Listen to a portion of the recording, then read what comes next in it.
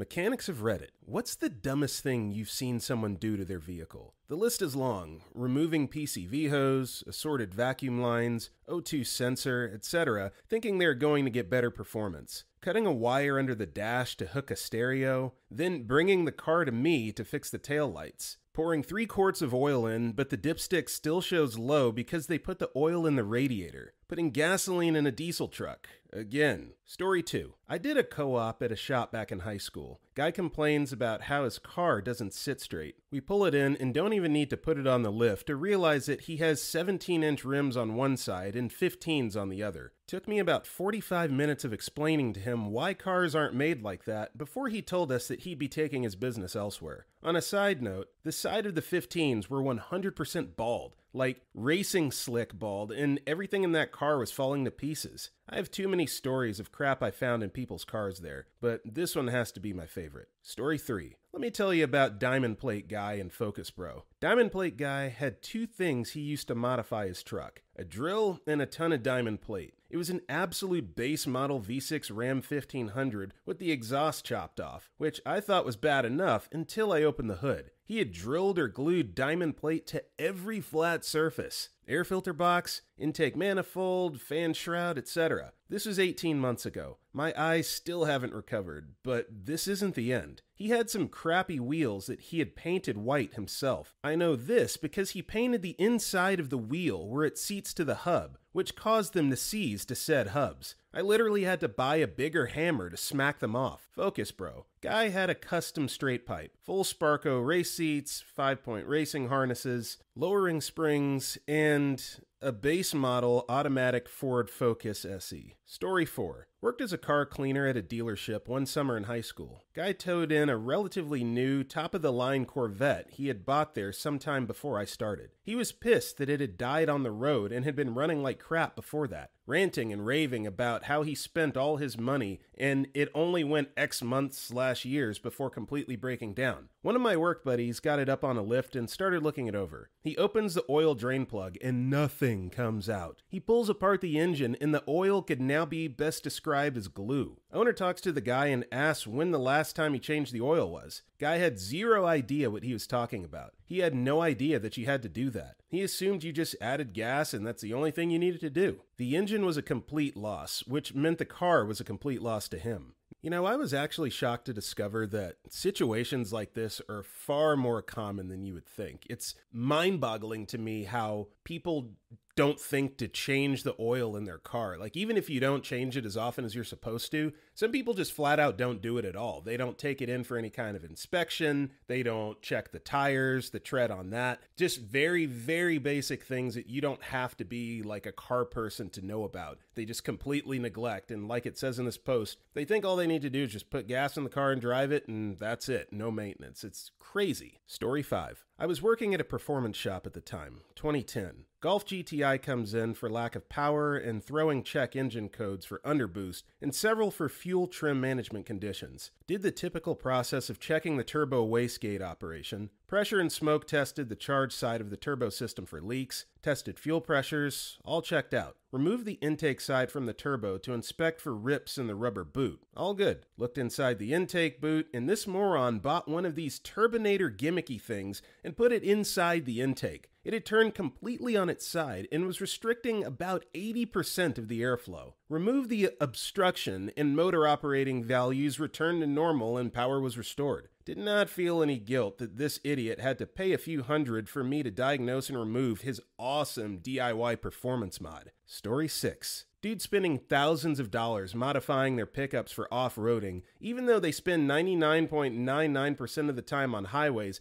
and the furthest off of a road they ever get is a logging road that a stock Forester could tackle with no problems. And then complain about extra crappy fuel mileage and having to pay for new 35-inch knobby tires that only last 10k miles because they wear out super quickly if you drive mostly on pavement, and having to replace their front wheel bearings every other year because those larger wheels and tires are a lot heavier than the stock ones, and being super surprised to learn that parts for a 3/4 ton pickup can cost multiple times more than the comparable ones for the small sedan they sold to afford their bro truck. Story 7. I live in a small southeastern city and see a lot of suspiciously clean and undented bro-dozers driving around. What I wonder about these guys is, doesn't the tire noise drive you effing insane? It's probably not something they even think about before getting the pickup jacked up to fit those 35-inch big blocks, but I would regret it so hard. Story 8. I bought my car off a guy for $785. For all intents and purposes, it worked fine, but the guy said that it overheated almost daily. 1999 Nissan Sentra, manual, 135k miles. If it didn't overheat, it would have been closer to 3 to 4k, maybe even more. I bought it anyways, cause I could try fixing it and cause I was desperate for a car. My old one died and I lived 10 miles from work. So I brought the car home, the guy filled the radiator per an agreement we made, and the overflow tank was already empty. I started feeling along the coolant piping, and when I came to the thermostat sensor housing,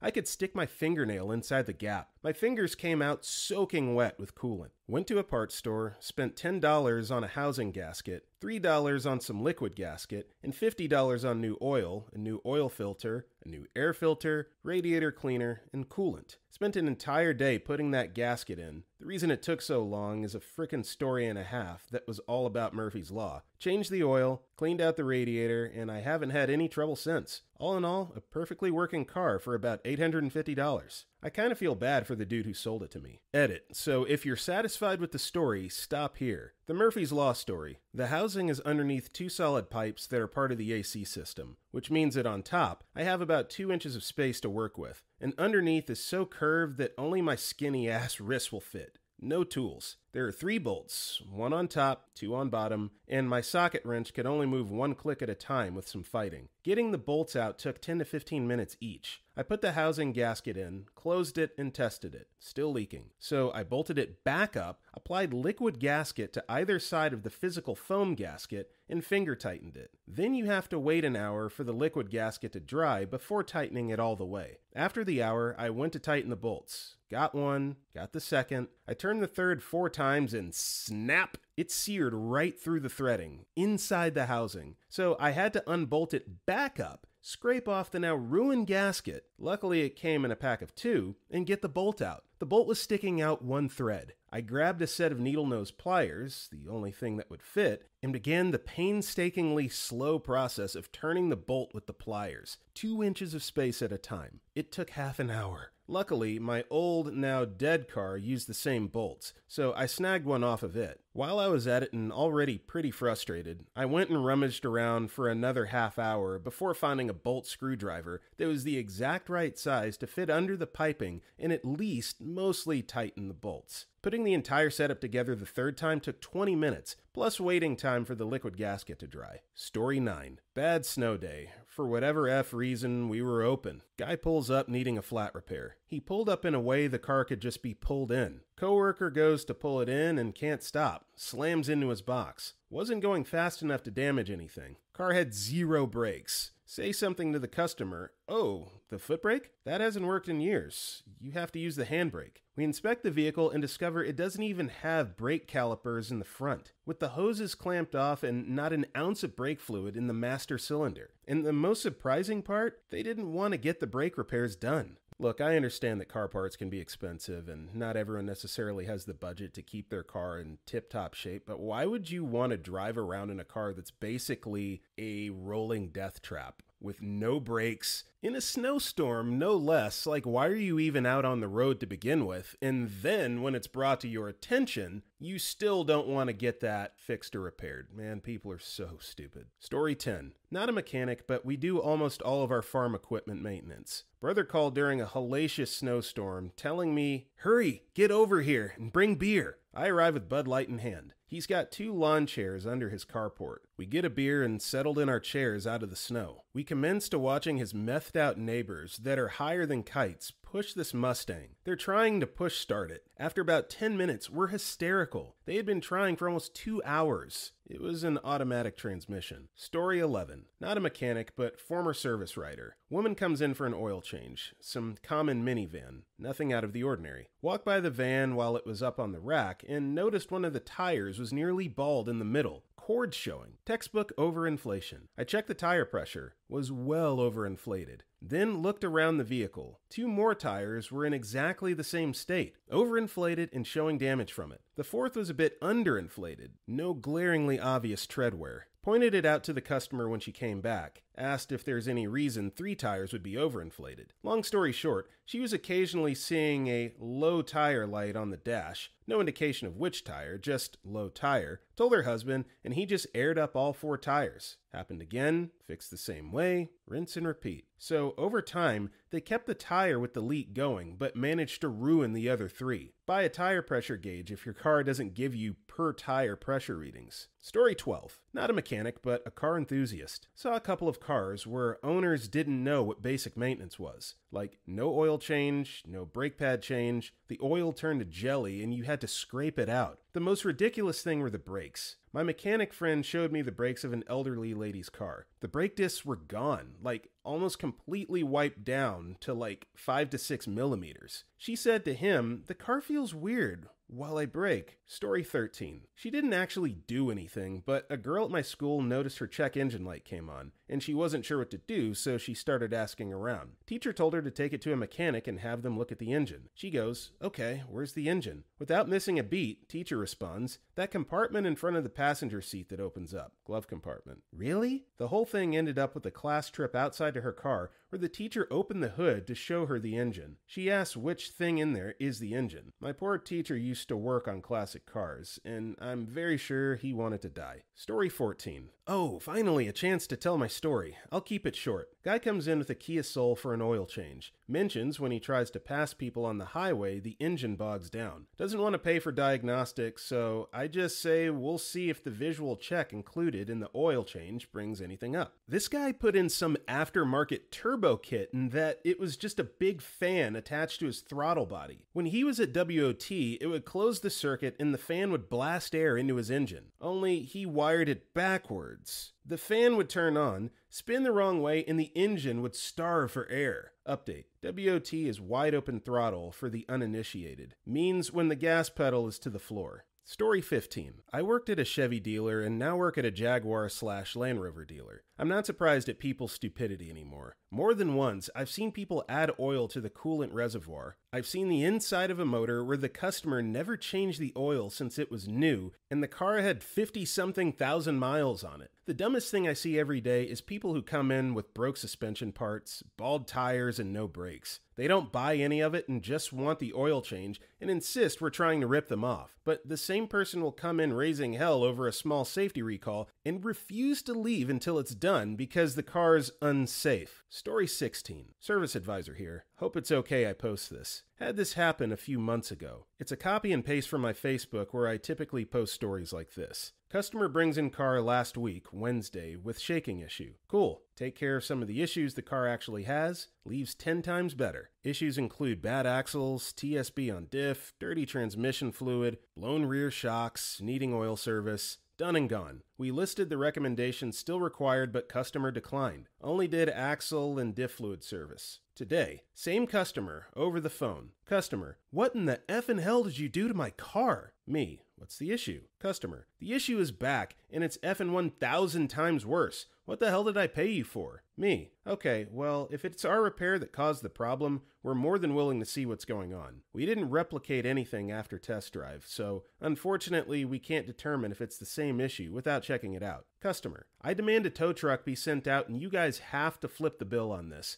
I'm not paying for this nonsense. Me, Sir, not a problem. If it is work we've done, we are happy to pay for the tow and correct the issues. But be advised, if the issue is due to the other recommendations or new issue, you will be responsible for the tow fee. Customer, yeah, that's fine. I know it's what you guys did anyway. Me, okie dokies. Tow truck will be there within the hour. Tow truck picks car up, notices issue, tells customer, notes it on receipt, customer signs and acknowledges it. Coming back to this in a second. Get car, puncture on rear right outer tire sidewall. Nice welt and gash the size of a penny. Tire completely deflated. Tow driver noted this, told customer and wrote it out and had customer sign it. Grab air hose, hook up to tire, just wheezing air out. Me, well then. Me, yes sir, you had a flat tire and you were driving on it. Customer, nope, not possible. It left here fine, and I barely drove it home and it sat since I picked it up from you guys. Me, according to the receipt, you acknowledged the puncture with the tow truck driver and signed it off knowing it was flat. But we did install the spare. Drove about 10 miles on the street and freeway, and we cannot replicate the issue at this time.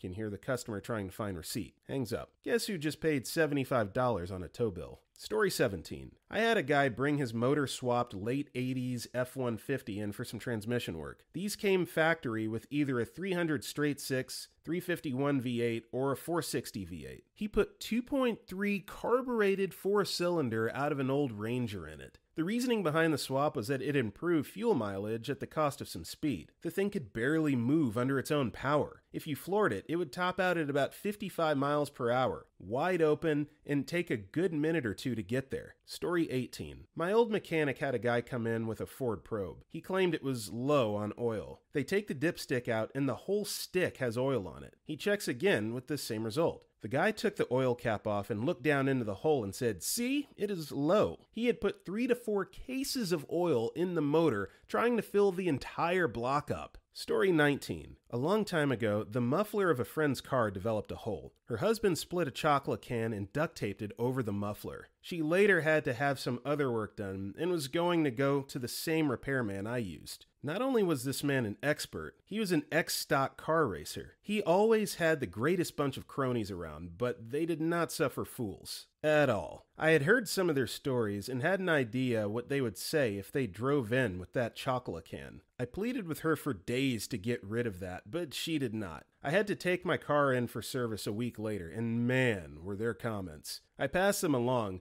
but she and her husband didn't see the humor. For years later, she was always referred to as my friend with the chocolate can. Story 20. Not a mechanic, but while sitting in the shop waiting for my own car to have work completed, I witnessed a customer and their mechanic talking about the customer's car needing suspension repair. The customer had tried, unsuccessfully, to do the repair himself. The mechanic asked him why some lug nuts were missing and others were loose. The customer replied how he thought he would be helping the mechanic by loosening the tire for him. The customer had driven 20 minutes to get to the shop, with the tire held on by a few loose lug nuts. I'm going to keep this simple, guys. If you don't know what you're doing, don't try to do it. It's going to take a lot more than a 2 to 3 minute DIY YouTube video to arm you with the knowledge that you need to successfully perform your own repairs like this. So even if you think you're helping, don't do something like that. You're only putting yourself and potentially other people at risk. Story 21. Not a mechanic except on my own cars, but even still, I've seen some dumb things come through my shop. The funnier one is when I installed a performance intercooler and intercooler tubing on my Mini, but I forgot to tighten down one of the hose clamps on a tube. The car ran fine for about half a day. Then I took it out at night and gave it the beans on a highway on-ramp.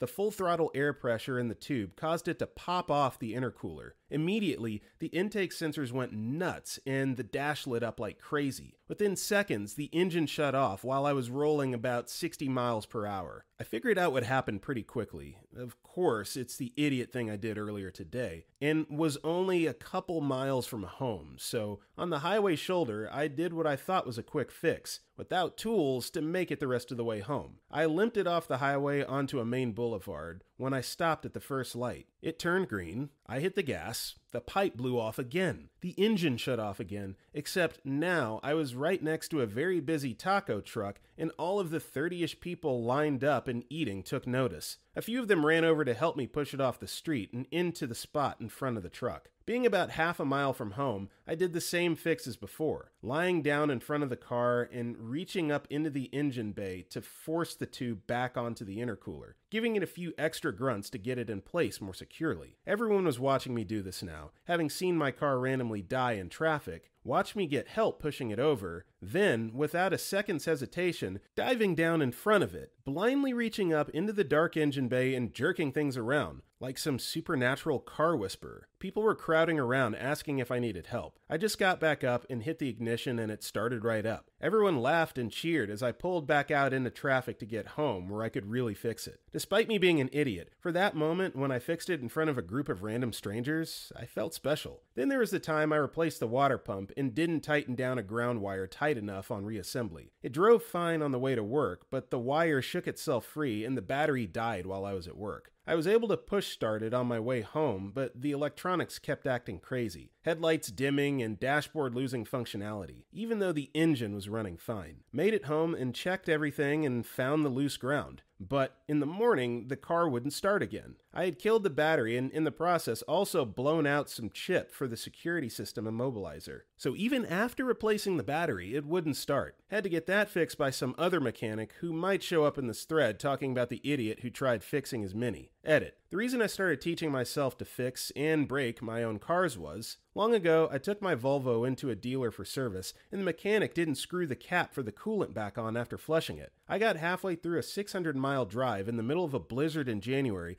and the car started overheating. Opened the hood and saw boiling coolant sprouting up out of the reservoir. The mechanic had left the coolant cap beneath the hood cowl, the top part where the wipers go underneath the hood, and amazingly it was still resting there. Let the car cool down and the reservoir was basically empty, so I stuffed some freshly fallen snow into it and made the rest of the drive with the heat blasting. The heat was so hot in the cabin I had to have the windows down on the highway in 20-degree temperatures just to make sure I got there without overheating again. That's when I decided to poorly fix my own cars instead of paying someone else to poorly fix them. First thing I did was replace the coolant again. Story 22. I'm a Subaru dealership tech, so I see a fair share of questionable mods. I think the hentai WRX that visits frequently is probably the most WTF worthy. Guy put hentai stickers on all the windows, plate frame, etc. Also seen a lot of dumb shifter knob replacements like sword handles and stuff. But as I also frequently browse, and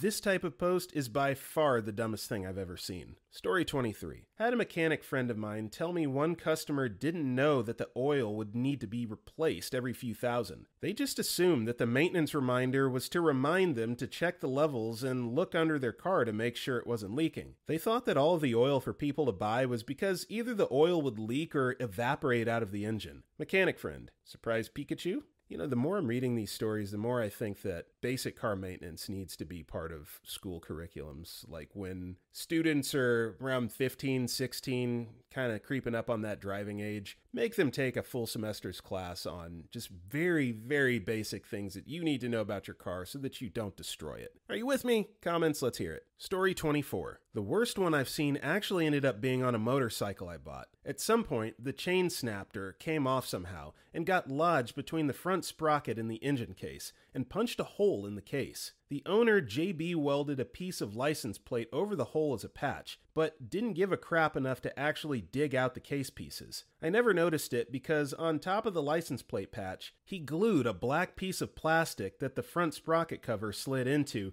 and looked perfectly stock. I rode that bike a lot and it was fine for a while, but I was on a trip with it about 100 miles from home when it overheated and died. I limped it home, but just barely. I pulled the engine and that's when I found it. I pulled the lower pan off and there were chunks of aluminum floating in the oil the size of coins. One was about 2 inches big. The oil pump pickup was completely impacted with aluminum and blocked. The gears inside the pump were destroyed. The bearings were worn almost completely through, and the cams were destroyed. It blew the head gasket when it was overheated. I was effed. Story 25. About 20 years ago, I worked in an oil change shop in northern Illinois. This one day, this red Camaro pulls up with some Florida plates on it. The woman gets out of the car and says she's passing through town on her way to Milwaukee and that the engine kinda has a knock to it. It's not accelerating very quickly. I'm hoping it just needs an oil change. So I start the pre-oil change service, filling washer fluids, checking brake fluid, power steering, etc., and decided to pull the dipstick just to see how the oil looks. Nothing on the dipstick. I wonder if maybe her car has a leak. I pull the car onto the lift, and man is that engine running. Not right. So I raise the car to start service, and everything underneath looks absolutely pristine. No sign of any leaks. I'm noticing that the oil filter looks like the factory filter. Now, the car has like 25,000 miles on it, so I assume she'd just been taking it to the dealership for services. Then I open the drain plug. Anyone who's ever worked in an oil change shop knows that the oil in a brand new car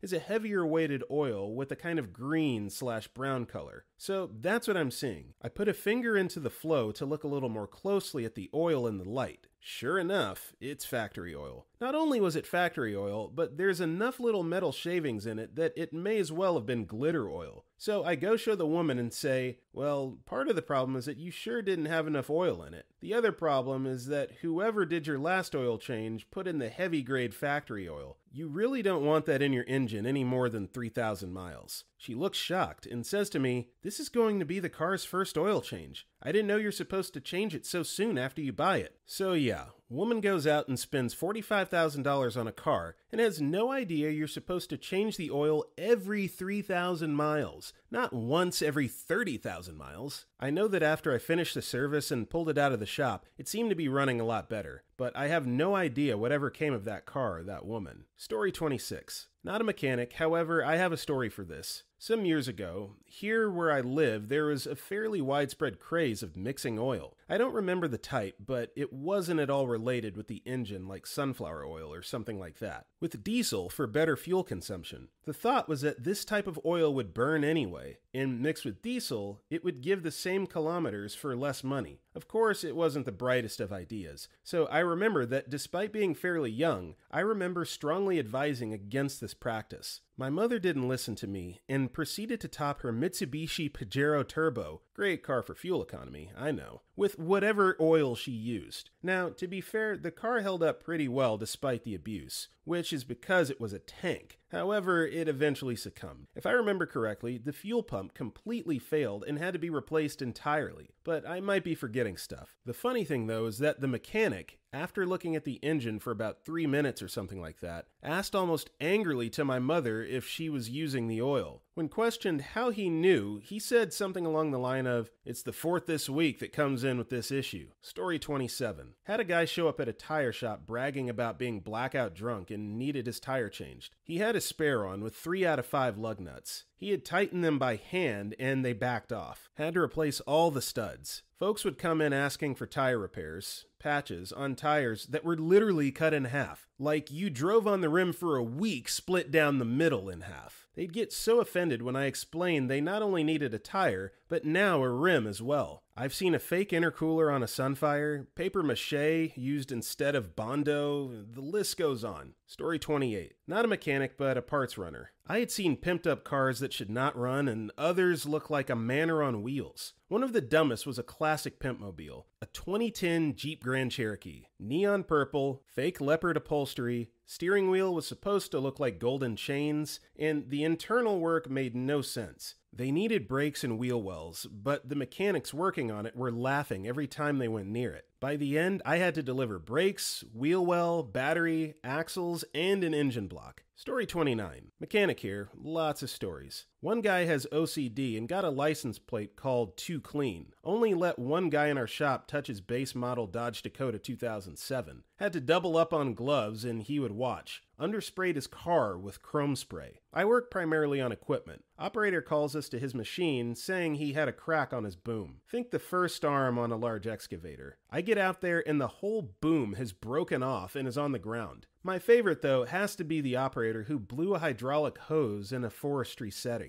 Maybe $200 to change the hose. Decided he wants to walk the machine out to make the hose easier and runs the machine out of oil, blowing up the hydraulic pumps, $26,000, 2 travel motors, $8,000 each, and the auxiliary pump, $2,500-ish. The machine was down for 2 months for him deciding to walk an extra 50 meters out of the bush so he didn't have to walk the extra distance. I have tons of stories about lazy operators, but this is probably the laziest. LOL. Story 30. Not a mechanic, but I toured a car dealership with my school for career day a little while ago. Woman got a flat tire, kept driving for a long time, and the tire was fully severed. It got caught in the wheel arch of this poor Q7 and tore half the wiring harness out. The mechanic at the dealership said that the bill was going to be close to $30,000. Looking at it, I was surprised it wasn't totaled. Story 31. What, did you mean today, or... I've seen 2 different vehicles. One 1-ton pickup, one solar power system in an RV, wire up their twin 12-volt batteries in series, frying several parts of the 12-volt electrical system with 24-volt, including the second battery. Then there's the young girl who poured motor oil into her brake fluid reservoir of her Cobalt, thinking that's where engine oil went in to top it off. It had been in there long enough to ruin just about every piece of rubber in the system. So basically, everything was contaminated to the point of needing to be replaced. She probably got rid of the car. I have to imagine a written estimate would have been at least half the value of the car at the time. The time a customer had his buddy flat tow him in by tying his Ranger up behind a Jeep with a big old length of rope for several miles was amusing and highly dangerous / illegal. They were very clearly impaired. He had tried changing his spark plugs, not the only thing it needed, and managed to completely strip out the cylinder head on one plug. Then he blamed us when this basket case of an engine ran like crap, when all we did was manage to get it to run at all. Let's see, 20,000 miles on conventional oil sludging up in the engine,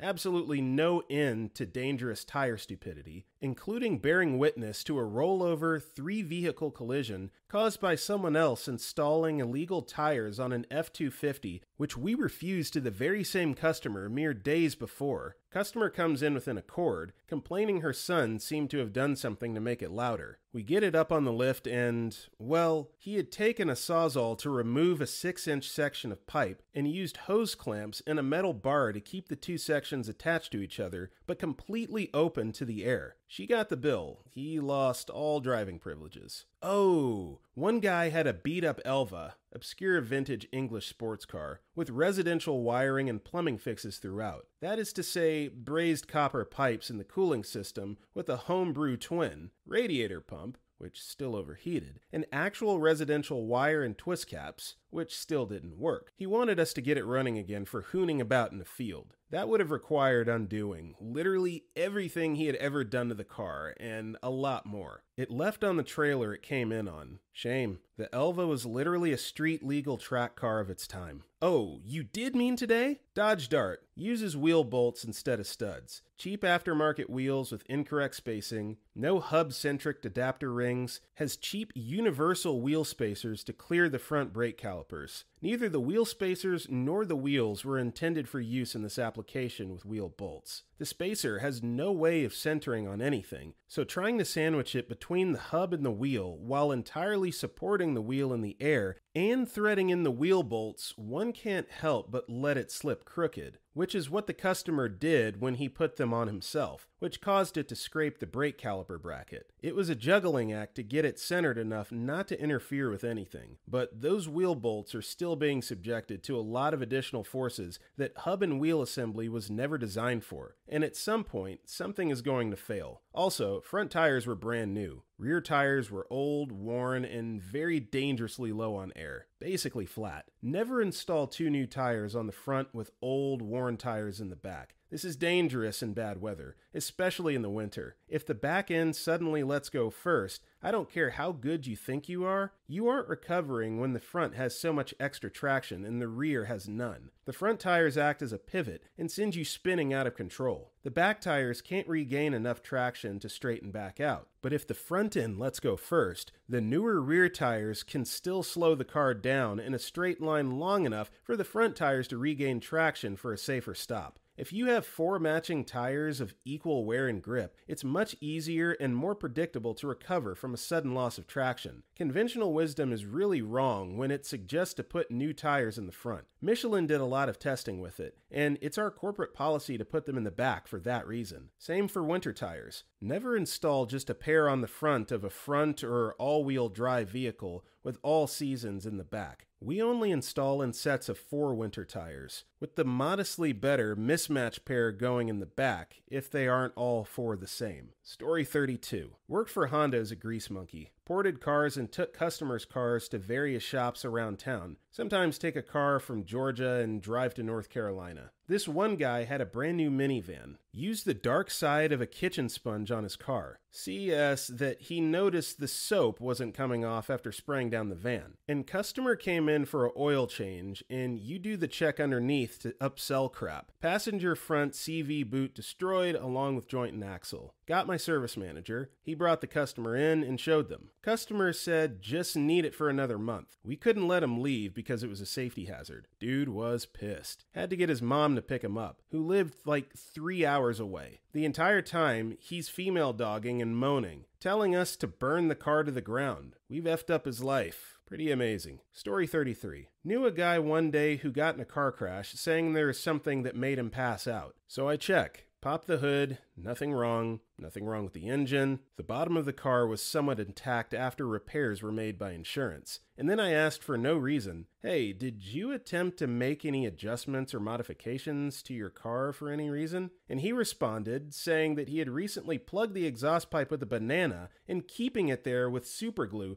in order to bring a monkey home because his kid wanted one. I crap you not. I told him that because he plugged his exhaust pipe with a effing banana, that the carbon emissions weren't going into the atmosphere and instead were going into his car, making him pass out, and that it was a miracle that he didn't suffocate. This was in 1997 when I moved to India for 4 years. Yeah, I've actually known of people that have died doing this, so please don't shove crap in your exhaust pipe. Goodness gracious. Story 34. Unscrewed the radiator cap on a hot vehicle. I remember the absolute shock as I turned around from the till after serving another customer. I remember screaming stop and their head turning to look at me, but it was too late. Bang! Boiling hot water straight to the face. That day sucked ass. Large amounts of ass. I was just a kid, 17 years old. Thought that guy was going to die in my arms on the driveway. Absolute horror show. For those of you that have never seen third-degree burns, just no. Story 35. I took a few high school auto shop classes, so I guess you can call me a mechanic. A coworker of mine asked me to look at her car as it was making some grinding sounds. The first thing I did was check the oil. Saw that it was not even touching the dipstick. So I told her to add some oil and see if that fixes the problem. Next day, she comes to me and says she added oil, but now the car won't start. So she has her car towed to my house. I look at it and try to turn it over. The starter is engaging, but the engine isn't turning. I pop the hood and check the oil. She took my advice of adding oil, but I should have clarified how much to add. She added so much oil that it was practically spilling out of the dipstick tube. Once I drained the oil down to a practical level,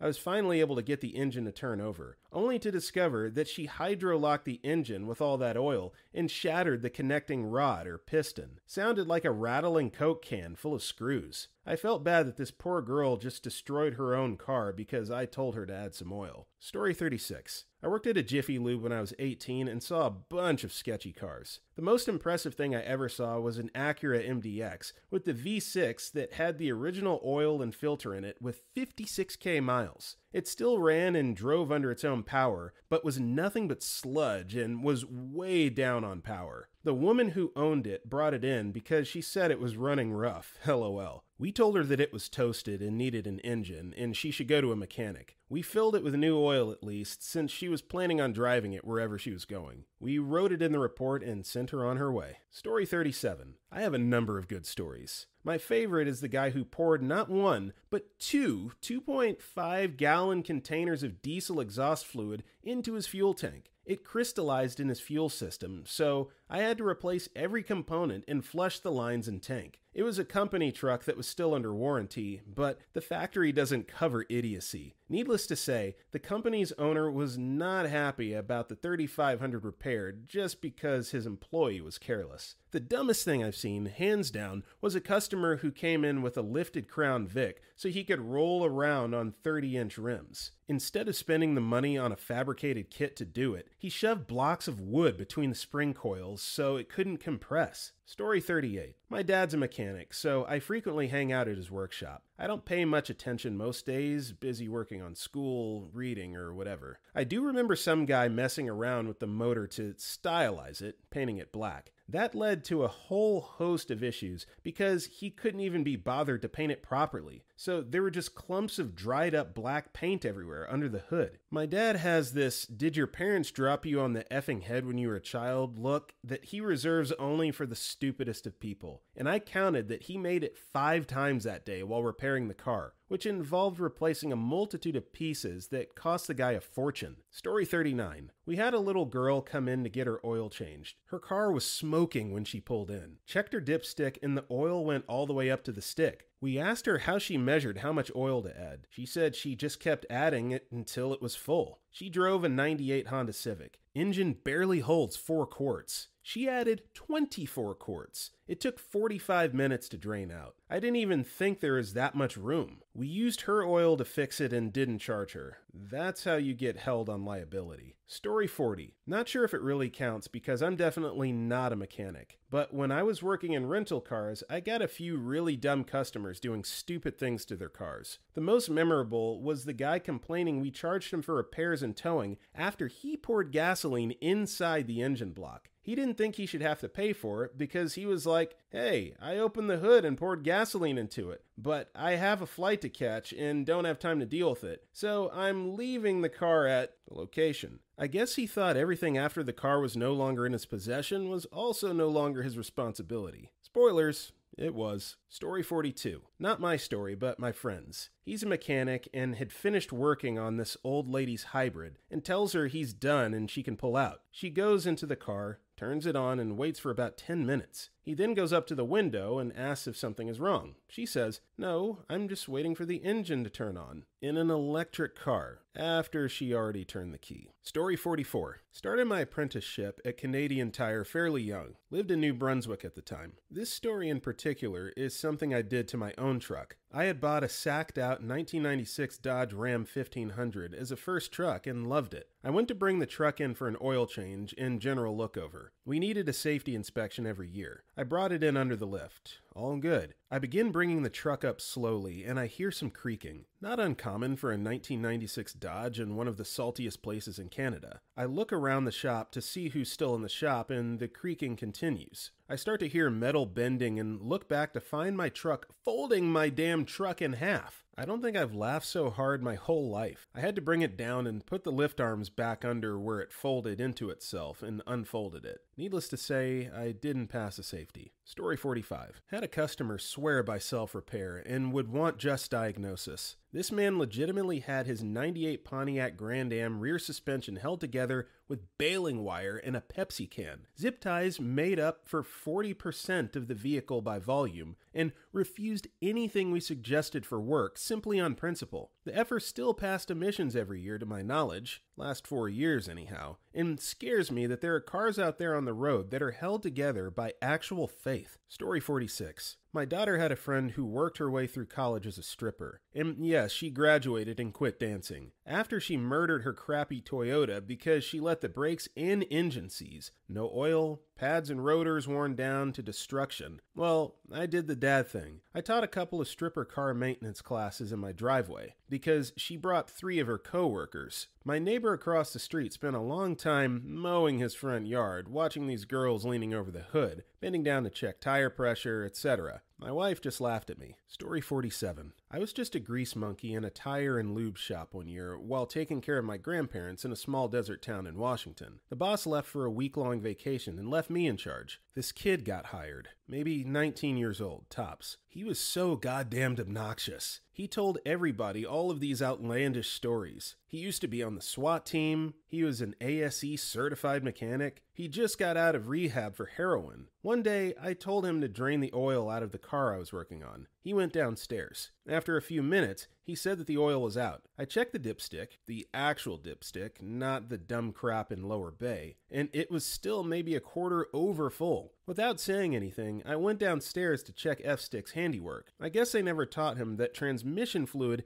isn't the same thing as oil. The kid drained a brand new, at the time, Subaru's transmission. Fuming, I stormed upstairs and berated him in front of the whole crew. I told him the only excuse to be that stupid was that somebody must have pissed in his mother when she was pregnant with him. Kid cried, and we all shamed him for being a dick. I ended up having to call the customer and say there had been a mix-up and that we were going to be replacing the transmission fluid as well at no extra cost. Customer was totally chill, and I covered the shop's ass. Fast forward to when the boss is back. He quickly exits the boss's office, who's roaring obscenities and chasing him out. The kid left. When we asked what had happened, he said he had gone to the office to narc me out for being mean. Boss chewed his ass out because I'd already left a report on his desk explaining the whole situation for him to read when he returned. That was one of my favorite jobs ever. The crew really was like family. We hired some crappy people sometimes, but they never lasted long. Good times. Story 48. I was at Napa buying washer fluid, and there was a super hot chick walking out as I went in. When I walked out with my jug of expensive water,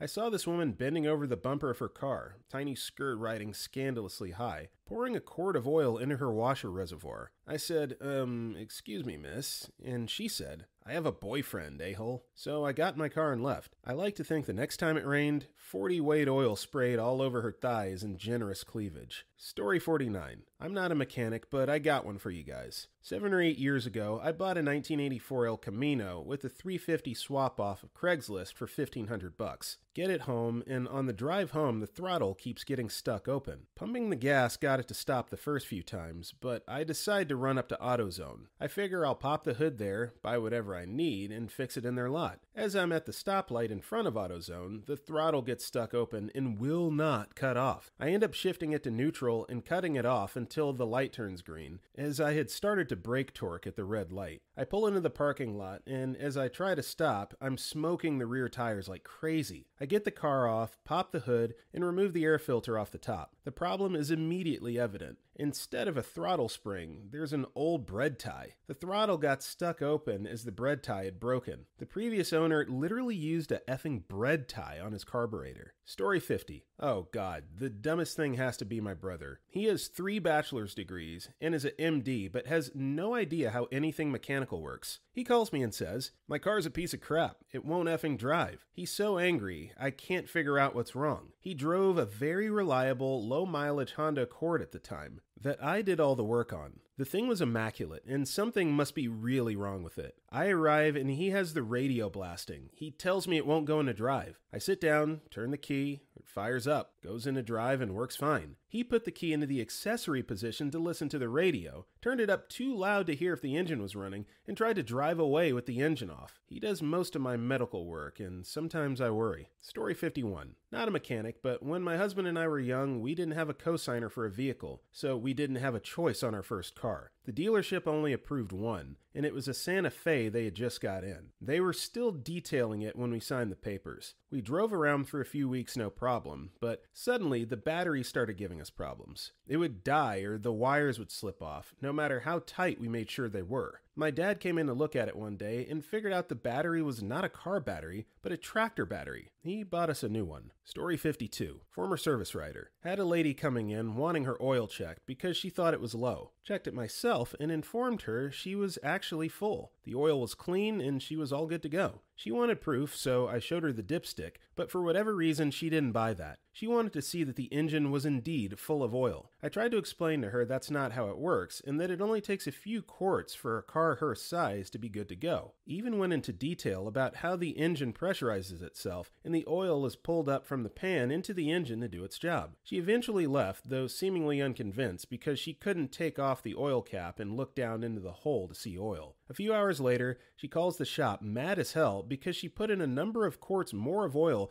before it was actually full and was on her way down to us in order to show us how to do our jobs. Tried to inform her that the best option would be for her to pull over, but she promptly hung up, telling me she would see me shortly. A few hours later, she calls back again, trying to say we ruined her car and that the engine blew on the interstate because we didn't properly fill her engine with oil. Wasn't until insurance refused to cover anything because she had overfilled her engine and blew the seals before seizing the engine, and shockingly, nothing we did. She would regularly come by the shop for a while, threatening to sue and so forth. When she was eventually contacted by our attorney, she stopped coming around. Not really sure what happened to her after that. This, unfortunately, is a problem that we encounter far too often in the area of customer service, where the customer thinks that they know more than the paid professional that has been assigned to doing the work. This lady got exactly what she deserves. Period. Story 53. I think the worst thing I've seen as a mechanic was something I had to do. My boss was the service manager. He had an older Mazda 6, and that thing was a bucket. It blew a freeze plug, as freeze plugs are generally brass, and the engine block on this was iron. There was no option to weld it, as I would have liked. Voids the purpose of the freeze plug, I'm aware, but he was adamant on it being permanent despite several warnings. I finally just slammed it full of JB Weld, shoved a freeze plug in, and JB welded it. As far as I'm aware, it's still running. Story 54. I do some of my own work. I text with my old shop teacher, so if I think I'm effing up, he usually has the right answer. By doing my own work, I also do some of my family's work, mainly changing over tires and checking air pressure. My dad is stubborn as a mule. He tells me to check his pressure and add it a bit. Put it up to standard 35 psi. The standard if you don't know your car's exact psi. This is what I learned. However, he has the sticker on the door frame listing the exact psi at 34. F it, good enough. I tell him I put it up to 35. He tells me, no, make it 55. Are you insane?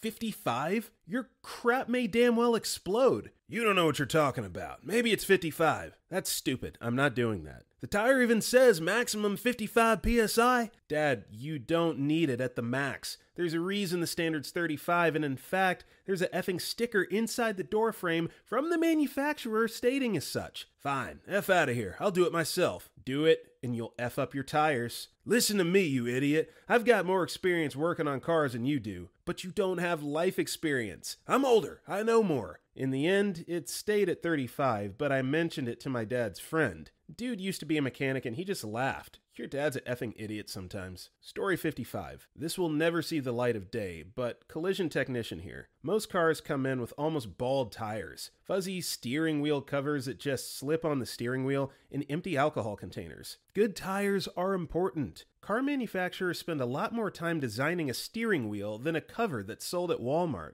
Alcohol and driving don't go well together. Story 56. Mechanic here. If you're not racing and don't know what you're doing, don't mod your car with A&M stupidity. I've seen wings, tune kits, lowering kits, fart cans, and bolt-on intakes screw up all sorts of things. Many aftermarket modding companies don't have your best interest in mind and will improvise when installing stuff you can't see easily, like lowering kits. The dumbest thing I've ever seen, though, is the time a 2014 Outback came into the dealership. This was 2015, with less than 20K on it. Apparently, the kid of the people who bought the car attacked the interior with a screwdriver in a meth rage. We quoted about 10K to replace all the panels that were damaged. Last thing, if you drive a WRX, you're a tool bag. No exceptions. You might think you're not, but trust me, you are. Story 57. I used to do towing and roadside assistance. I was dispatched to assist a customer with a tire change. I arrive and it looks like the guy had attempted it himself. He tells me, "Hey man, my jack won't go high enough, so that's why I called you." Okay, I take a look. He's using the factory scissor jack, but instead of placing it on the pinch weld like he was supposed to, he placed it under the floor and had punched a hole through the floor of the family minivan. Also, this dumb lady who was having her son's Jeep towed to the shop, it kept losing electrical power. She was ranting about how it couldn't have been her son's fault, and he was a professional when he hooked up the stereo and light bars. She kept trying to get me to take her side, like I even care, that the shop kept doing crappy work and removing her son's mod, and how they were going to pay to fix it. For those not aware, that's a really, really crappy wiring job caused by the dumbass son. That mess of wires should not be there, and was certainly the cause of the vehicle losing electrical power somewhere. One of my other favorite guys, at least he was honest. I got called to tow a really nice 50 Chevy Bel Air. When I show up, there's burnout marks on the driveway. Customer's explanation? Well, you see, I got really drunk last night and started doing burnouts in the driveway to show off to my friends. Then the transmission blew out eventually. Well, that sucks. Then there was a dude who tried paying me with a quart-sized Ziploc bag full of joints after he had just wrecked his car into a tree on the median. He told me, "I know how to deal with guys like you," and whips out this bag of joints. I declined his offer. Sorry, bud. Cash or credit only. Also picked up this sketchy-looking couple once. They had to pay $50 in overages for their tow since their roadside plan didn't completely cover it. The dude says, "Man, we don't have $50, but she will blow you the entire way." And the girl winks and smiles at me. Nope. Blowjobs don't pay my bills. Ended up leaving them since they didn't have the $50. That job kinda sucked, but I always came home with a story at the end of my shift. Story 58. I'm not a mechanic, but I work customer service for the software on a vehicle. It connects your vehicle to your phone. This is what I do. Keep in mind, I'm pretty much IT. The guy calls in and says that his vehicle isn't moving. Figured he needed me to connect him to RSA, roadside assistance, which I get all the time. But no. Apparently, he called me because he ripped his effing rearview mirror off, which is connected to everything. Specifically, it's where the control is of all the stuff I handle. There's buttons on it. And he had thought I could somehow magically fix it over the phone. I think it probably glitched everything out and sent it into a panic state, which put it into locked mode. He was apparently trying to manipulate our service and change how the buttons work or something. Even if you were going to F around with the wiring, why would you turn on the vehicle and try to drive it? He said, "Can you get my vehicle moving?" Seemed to think I can somehow turn it off lock mode, which, even if I can, he effed up the head unit. I couldn't interact with it in any way. So I just said, "I can send RSA over to you," and he hung up. I can't even imagine what he thought was going to happen. Story 59. My kid had a Suburban come into the shop for a gas leak. Like, it was pissing gas, not dripping. Once they got underneath it, they found that most of the vehicle's exhaust system was replaced with plumbing-grade PVC pipe that was wrapped and looked like it had caught fire at least once. In addition, all of the body mounts were either gone or nearly gone, so the body was basically floating on the frame. Had another car towed in during the winter with the complaint that it would run for a few seconds, then sputter and die. It was left in the shop overnight, and the next morning it started up just fine. Couldn't find an issue with it and returned it to the customer. That night it gets towed again for the same thing. After more investigation, discover a custom, using the term very loosely, dual exhaust that had no water drain in the muffler, so the condensation in the exhaust would gather and freeze solid, blocking the exhaust. Drilled and drained about 1.5 gallons of water from both mufflers. Story 60. Worked for a small auto shop as a contractor while in school. Had a gay couple bring their Ford Freestyle in for brake work. She'd attempted to do it herself, but couldn't get it back together and brought it to us. They were arguing with each other in the lobby. Popped the wheels off and the rear calipers were hanging by the hoses and dragged on the ground the entire drive to the shop. What would have only been like $50 for us to do brake pads, it ended up being over $400 for new calipers, hoses, one rotor, and the pads. They were not happy. Second best. Had a trucker from Texas deliver a load to northern North Dakota in February. He shut the truck, older 379 Pete with 3406C, down overnight. In the morning, it was running poorly, so he drives it across town to us. Whole engine was trashed. The main bearings literally melted. 15W40 Rotella turns into jello when it's -20 outside. 35 service hours later and lots of money later, he was on his way back to Texas. Story 61. I had a fraternity brother in college completely destroy his F-150. He changed the heads and intake out up to the manifold pressure without upgrading his pistons and rings. He also took a hacksaw and cut a hole in the side of his truck to mount one of those cheap plastic air scoops, which he glued in place using super glue. Finally, he did his own custom paint job, rattle can to matte black. Ended up blowing the block a month later. Put $5,000 worth of parts into it to haul it off to the scrapyard. His patients ended up renting him a Beamer for the rest of the semester. Man, I wish I had stupid money like that. Story 62. Not a mechanic. This was told to me by the mechanic I brought a shared car to. My friend drives up hills in the highest gear possible, slowly losing speed, then downhill speeds up as much as he can to do the same thing again uphill. You could hear the car struggling, and I told her time and time again it's bad for the car, but she apparently is an expert on driving and aggressively let me know she knows exactly what she was doing. This went on for a month when all of a sudden the gears were completely effed. $1,400 repair. The mechanic laughed his ass off when I told the story. The girl still thinks she's doing it right. I hate hot girls who never get told they suck at something. Story 63. I'm probably a lot older than most of the guys on here. I went to high school in a rural area. In 1980, a guy in my school inherited his great aunt's '64 Chevrolet Corvair, which was a nice old low mileage car. Within 2 weeks, he'd installed a hood scoop from another car on the hood of the Corvair. For those who remember Corvair, they were rear-engined cars. The guy was tooling down the road, cooling whatever was in his luggage compartment/trunk, which was under the hood area. Brilliant. Story 64. Not a mechanic, but a writer. Camry with 200K comes into the shop. Nothing unusual, as Toyotas run forever. Just came in for maintenance. Suddenly, my techs come up to me asking me to come look at something. They ask me to look at the left rear brake. I see the rotor is completely gone. The caliper is hanging by one bolt, and the only thing keeping the pads in place was the wheels holding the caliper together. The caliper pins are completely seized. I call the customer and explain what happened. He had his buddy do his rear brakes and had no idea the caliper was ruined. He was so happy we caught it before something happened. I guess he's been driving like that for a while. Story 65. I have one about my own stupidity. I was about 22 and I bought a 300Z with a seized motor for cheap. Such a cool car. I had a lot of guy friends in a car club and everyone was willing to help, so yay. Replaced everything, motor/trans, and everything else that moved. Took 2 years, I was poor, and got a second job just to pay for the car. Finally, I get it running. It's awesome. When I get it home, I took the radiator cap off the new radiator and put the original Nissan cap on it from the old radiator because I thought it was cool. Car kept getting hot. I couldn't drive the damn thing because it would get hot in a matter of minutes. Nobody could figure it out because nobody noticed, and I didn't know that it could even cause a problem. So I decided to sell the car. I was sad and frustrated. A friend came over, looked at it, discussed pricing, came to a crappy deal because of the overheating issue, and he would come back the next day with cash. He handed me the cash. I signed the title. He took a new radiator cap out of his pocket and explained to me that I shouldn't have changed the cap. Such an a-hole. I was literally crying. I had put so much work into it, and instead of telling me he caught my mistake, he used it as an opening to get a car for cheap.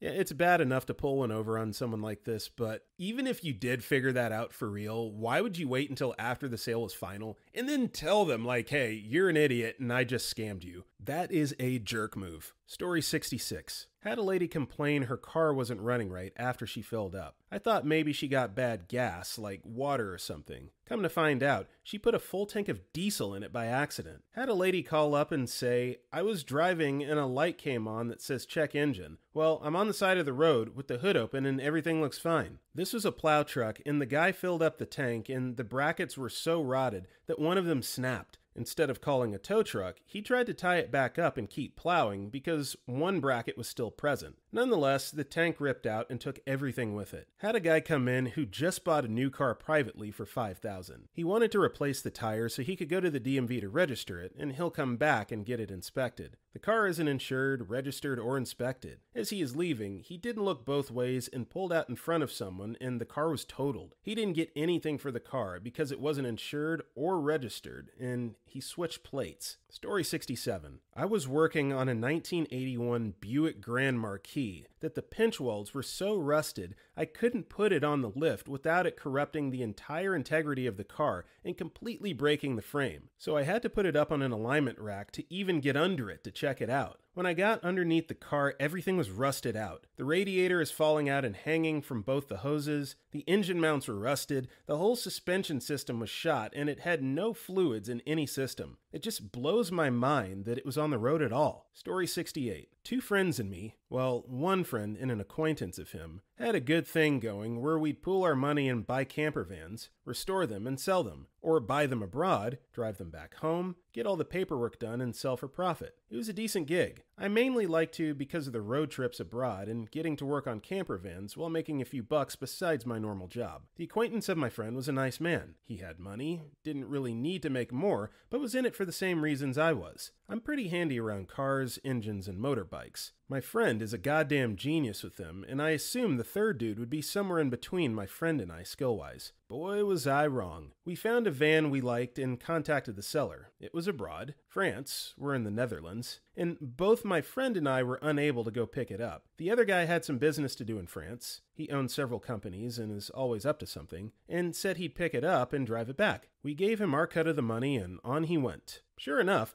My friend gets a call. The van broke down. Reason? The dude put diesel in the water tank. My friend told him it's fine, we'll have to clean out / possibly replace the water system. Just get it to a gas station and put diesel in the diesel tank. Don't worry about the water tank for now, just get it home. Friend gets another call. Van broke down again. Turned out dude didn't put diesel, but gasoline in the diesel tank. I thought you said gasoline though. We were unable to help him out and basically told him to sort it out. He managed to arrange transport to get the damn thing back to us, which is when we really started doubting his ability to think. Not only is it very obviously a diesel van, the cap of the water tank does not look anything like a gas tank. It also has water written right above it in bright red. The van was white. Same for the diesel tank, which did look like a gas tank and had diesel written above it. Then we checked the water tank to see what he put in there, because when he called us, he clearly said he put diesel in the water tank. He got some out. It was obviously diesel. Story 69. Back in my car service days, a customer was watching their car very carefully. Then, about halfway through the oil change, they came out and claimed the guy who was cleaning the windows had scratched his car with his belt. There certainly was a scratch around where the guy had been standing. The customer is busy raising a stink with the manager, so the manager calls the guy who had been cleaning the windows over and asks him to show his belt to the customer. The customer looks pleased until he realizes it is a nylon belt that attaches with Velcro and impossible to scratch a car with. So the dumbest thing is attempted insurance fraud, I guess. Story 70. Not a mechanic, but I saw a guy miss his exit, but decide his truck is capable of off-roading at highway speeds and turning at 45 degrees at the same time. He caught some air when he came back on the highway crashing down, and his truck swung back and forth. He manages to get the handle of his truck, but his wheels and undercarriage are audibly effed.